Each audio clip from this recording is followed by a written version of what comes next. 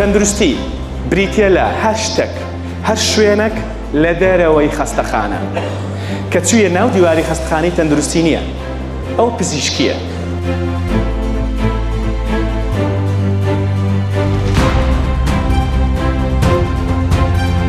وەکو مۆزوعی ئیمانی لەوێ تەندروستی و ئیسلام زۆر یەکانگیرن. وەکو مۆزوعی ئیمانەکەیە وەچی دەڵێ کە زەواجت کرد 150 ئیمان تەوان دەڵێ نیوەی ئیمانت تەواو بوو، لە ڕووی تەندروستیەکەش وایە.